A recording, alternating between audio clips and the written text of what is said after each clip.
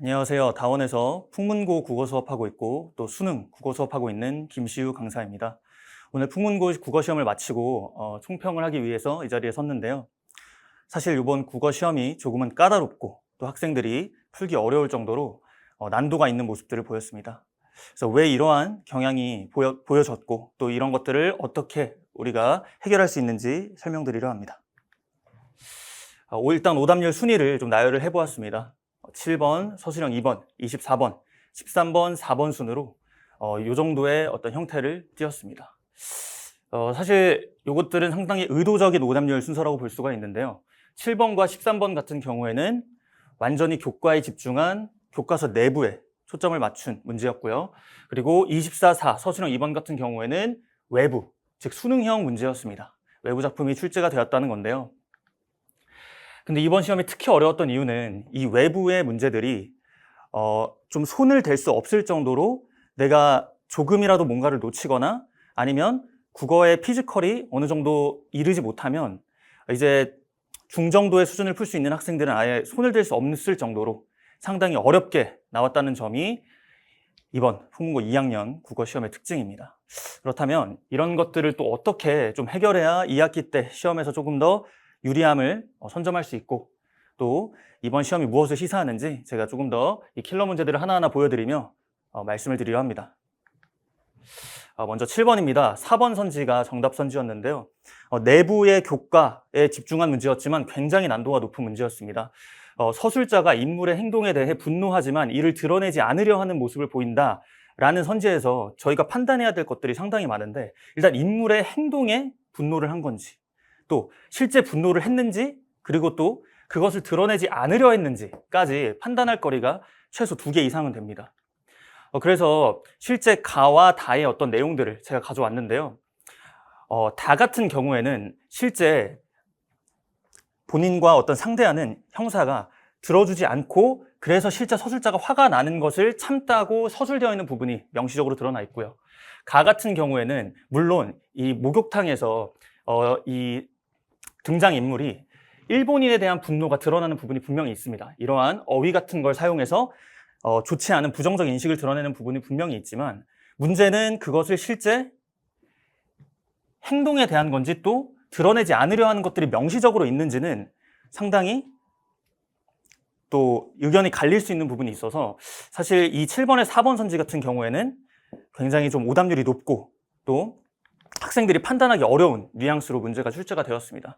그래서 중요한 건 이렇게 명시적으로 어떤 인물이 여기 나왔듯이 드러내지 않으려 했는지 또 행동에 대한 건지 출제가 되었다면 내가 알고 있는 그 교과 개념을 활용해서 그 드러나 있는 부분을 확실하게 체크하고 넘어가는 게 굉장히 중요하고 또 조금 애매한 부분 같은 경우에는 이 단어들에서 하나씩 뭔가 걸리지 않는지 오답이 될 여지가 없는지 한 번 더 체크하는 어떤 그런 습관이 상당히 중요하다고 볼 수가 있습니다. 두 번째 문제는 13번도 상당히 오답률이 높았는데요. 이 문제 같은 경우에는 지금 이 선지, 인물이 처한 상황을 사실적으로 제시하여 현실성을 높이고 있다. 이 부분이 학생들이 상당히 곤란을 겪었습니다. 흥보가에서의 문제인데 사실 저희 수업에서는 저희가 이제 처음 맨날 수업을 진행할 때 이제 가장 중요한 개념을 먼저 좀 이렇게 소개를 해주고 또 그 과정에서도 어떤 부분들이 과장됐고 직설적인 표현을 활용해서 해학적으로 그려냈는지 교과서에서 중요한 주석들을 저희가 같이 학습을 하고 있습니다. 그래서 흥보가에서 과장이 쓰였고 장면의 극대화 자체가 과장을 내포하고 있는 개념이기 때문에 사실 이 선지 같은 경우에는 사실적이 아니기 때문에 많은 학생들이 또 저희 수업 학생들은 좀 이렇게 어렵지 않게 또 넘어간 측면이 있습니다. 하지만 그럼에도 조금 꼼꼼하게 교과 개념을 공부하지 않으면 지금 이 7번, 13번 같은 경우에는 상당히 까다롭고 또 오답률이 높게끔 구성이 됐다라고 생각하시면 좋을 것 같은데요.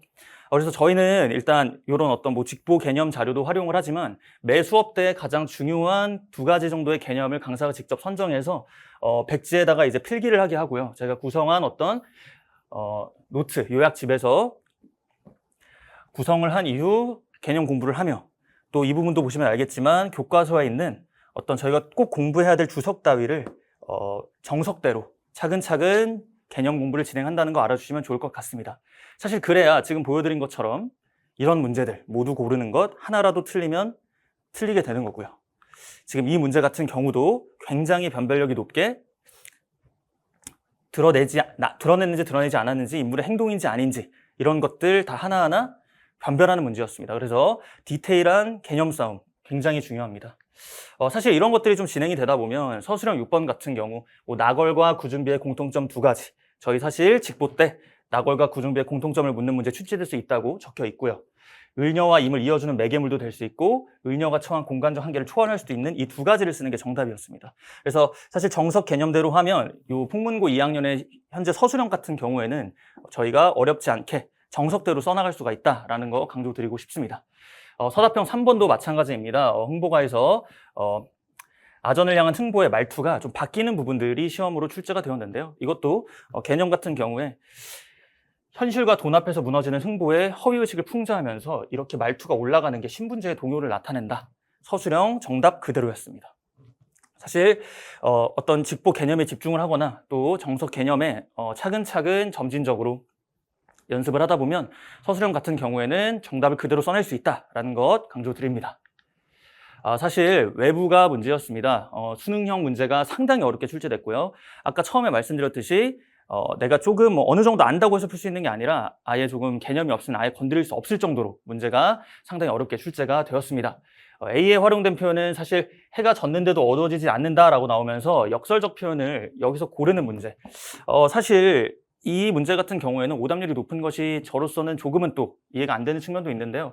이런 역설법이나 반어법 고르는 건 중등 과정에서 반어나 역설의 예를 찾아라.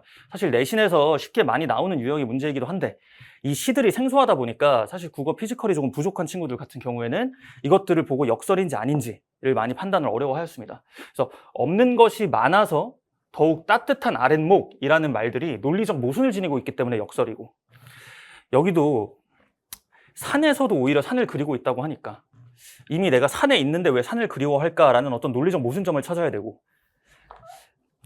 마 같은 경우도 허공이 더 무겁다 이런 식의 어떤 저희가 일반적으로 생각하는 보편적인 원리와 어긋나는 것들이 역설법의 예시라고 골라줘야 되는 어떤 문제였습니다. 지금 24번 같은 경우도 오답률이 상당히 높았는데 지금 이 문제 같은 경우에는 새로운 시, 다에서 명월음이라는 새로운 또 작품이 등장을 하면서 그것들을 현실과 타협하는 화자의 유약한 모습이 근심으로 인해 일어난 거냐라고 물었는데, 이것도 사실 국어적인 어떤 수능 국어적 해석 능력이 중요합니다.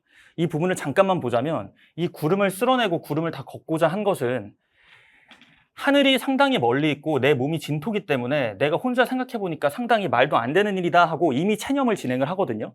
근데 5번 선지를 보시면 근심으로 인해 현실과 타협한다고 나왔는데 이미 허사라는 것들을 깨달은 이후에 근심이 많다고 나와 있죠. 이거는 사실 수능에서 자주 나오는 어떤 인과관계의 선후 역전입니다. 그래서 요 근심으로 인해서 일어난 게 아니라 현실과 타협이 먼저 일어나고 그로 인해 그 이후에 근심이 일어났다.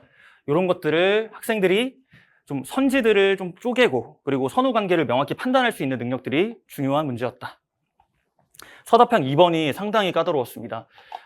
저희가 농무에서 이제 신명이 난다 하면서 춤을 추는 것들, 또 감정적으로 해소하는 부분들이 드러나는데 그것과 이제 나의 새로운 시를 제시한 이후에 조지훈의 승무를 가지고 여기서 어떤 것들이 사실 승화 이후의 상태를 가장 잘 드러내느냐, 조금 어떻게 보면은 처음 보는 시를 가지고 처음 보는 시에서 아주 미세한 시어에 대한 해석을 보는 거였거든요. 그래서 이거는 또 마냥 수능형이라고 하기보다는 이 승화에 대해서, 승무에 대해서 어느 정도 배경지식이 있는 친구들이 좀 더 유리하지 않았나 또 하는 문제이기도 합니다.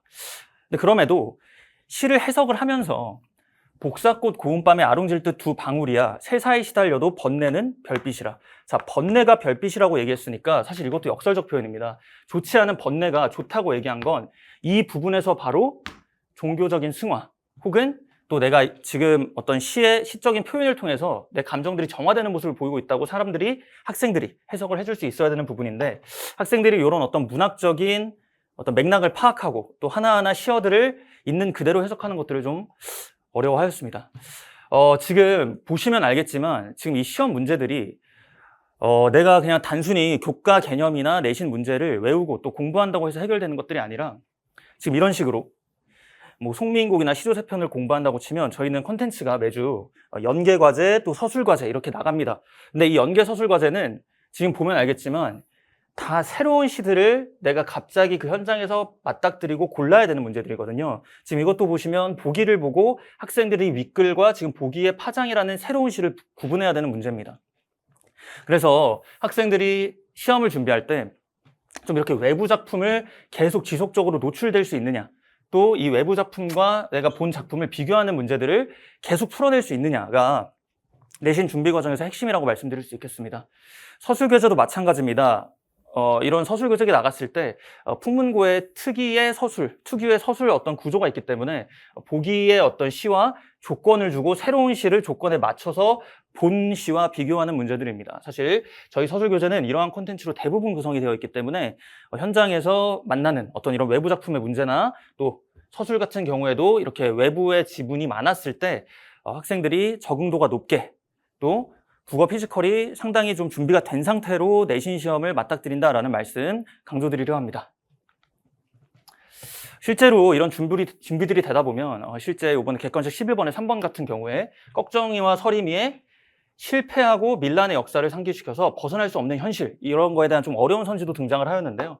지금 연계교재 1회차 7번에 1번 선지 보시면 기역처럼 저항, 니은처럼 타역, 꺽정이와 서림이. 그래서 둘 다 농촌 현실을 개인이 바꾸기에는 역부족이라는 무력감 드러낸다. 거의 선택지가 일치하죠. 네. 그래서 이렇게 좀 응용될 수 있는 문제들을 완전히 접해보고 가는 것은 상당히 시험에서 다른 결과를 낼 수 있다는 말씀 드리고요. 21번도 상당히 어려웠는데 5번 같은 거 보시면 하늘이 무거운 데가 적극적인 의지를 드러내고 있냐라고 물어봤는데 저희 파이널 연계교재 1회차 2번 같은 경우에 사실 이 문제는 거의 시어가 아예 거의 동일하게 출제가 되면서 거의 유사한 문제라고 보셔도 무방할 듯합니다. 4번 선지 보면 하늘이 무거운 데는 희생된 젊은이들을 떠올리며 심리적 압박감과 책임감인 것이지 지금 여기 나온 것처럼 당위적 진실을 밝혀내는 어떤 수사 과정의 적극적인 의지다, 뭐 이런 식으로 등장하는 건 잘못된 선지라는 거 판단할 수 있었습니다.